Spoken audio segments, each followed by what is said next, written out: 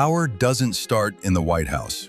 It starts generations earlier, long before elections, long before speeches, long before history remembers names. Across American history, a pattern appears. Certain families, certain backgrounds, certain lineages. Sometimes that pattern breaks, but it rarely disappears.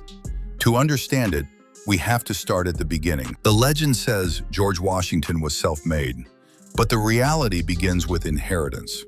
Washington came from the English planter elite of Virginia, a class that already controlled land, wealth, and influence, long before the United States existed. His social position was established before his political career even began. Washington owned enslaved people. His estates operated inside an economic system built on forced labor.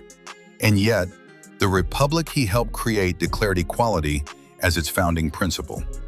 That contradiction existed from the very beginning. There is another unusual detail. Washington left no biological children. The first presidency created power, but not a family dynasty, which raises an interesting question. If Washington didn't pass influence through bloodlines, who did?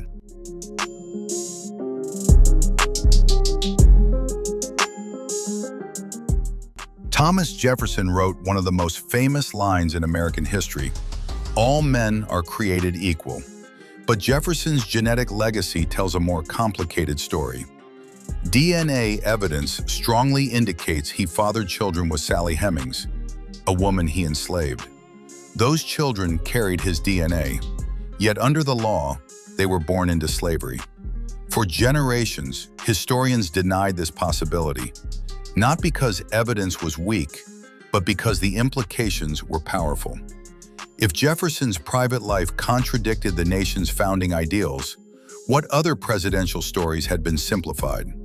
The next president in our story would push power even further from those ideals.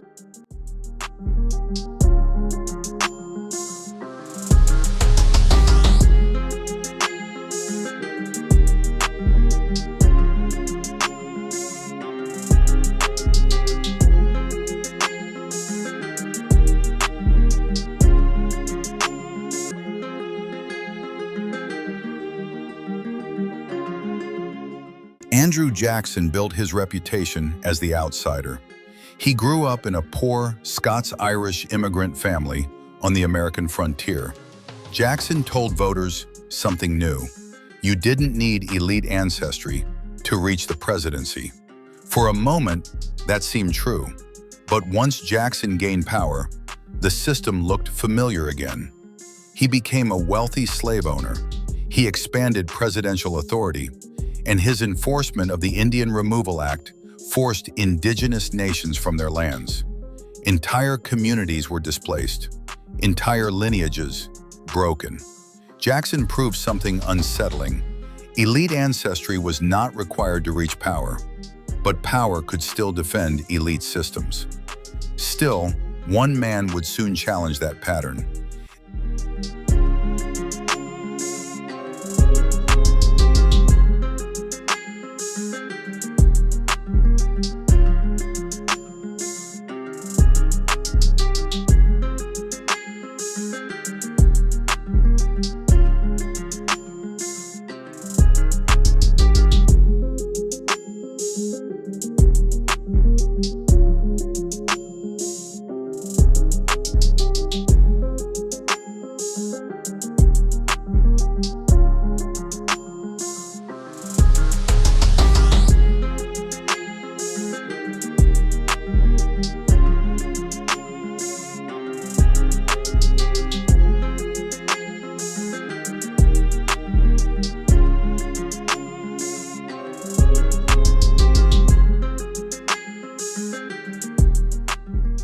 Abraham Lincoln looked nothing like the traditional American elite. His ancestors were English and Welsh settlers, but his family lived in poverty on the frontier. Lincoln worked manual labor jobs. Formal education was limited.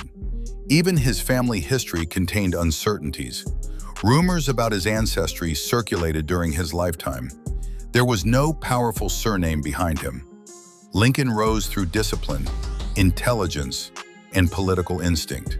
For a brief moment, the presidency seemed detached from inherited privilege. But patterns in history rarely disappear, and the next shift would restore them.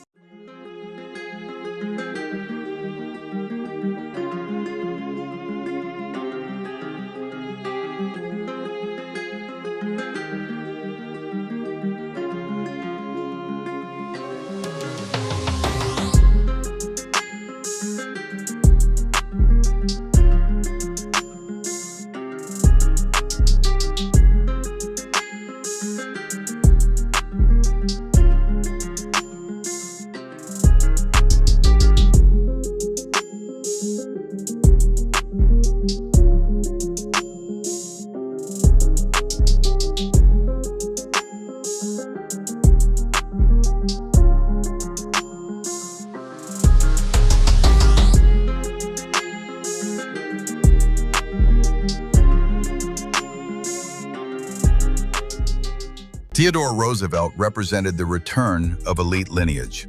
His ancestry traced back to wealthy Dutch colonial families in New York, families who had shaped American society for generations.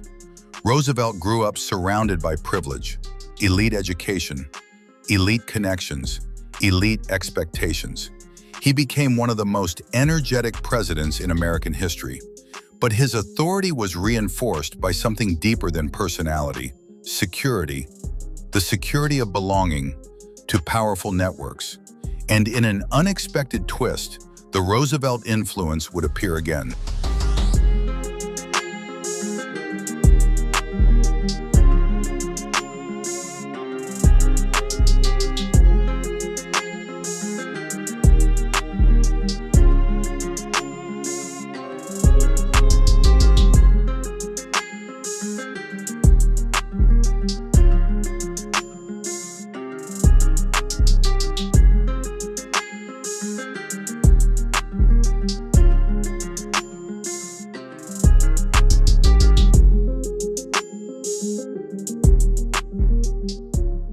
Franklin D. Roosevelt carried more than a famous name. He carried the same network. A distant cousin of Theodore Roosevelt, he belonged to the influential families of the American Northeast. When the Great Depression struck, Roosevelt stepped forward. His leadership transformed the American government. But his path to leadership began long before the crisis. Education, connections, institutional trust. Even in moments of national upheaval, those invisible advantages mattered. Yet by the 1960s, the image of presidential lineage began to shift again, or at least it appeared to.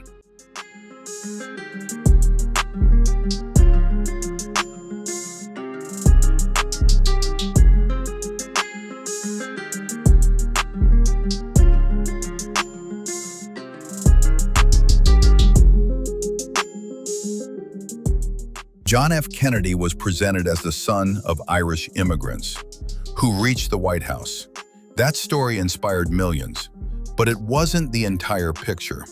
While Kennedy's Irish heritage was real, genealogical research also connects his family to European aristocratic bloodlines.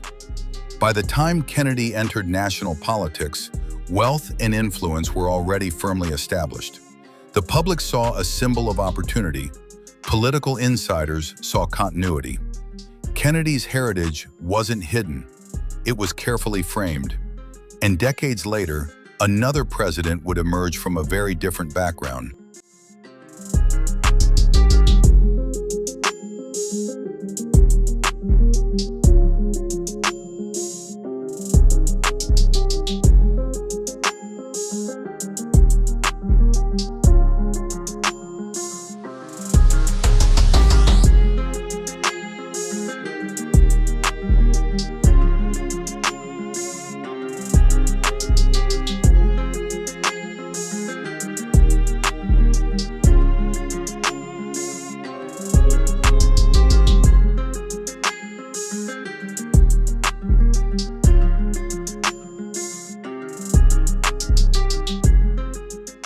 Bill Clinton's rise looked different. He grew up without his biological father. His childhood included instability, economic struggle, and uncertainty. There was no political dynasty behind him. Genetically, Clinton descended from English and Scots-Irish settlers rooted in the Southern working and middle classes. Instead of inherited access, he relied on adaptability, communication, political instinct. Clinton learned to navigate elite institutions rather than inherit them. For a moment, it seemed the presidency might detach from traditional lineage, but the next shift would be impossible to ignore.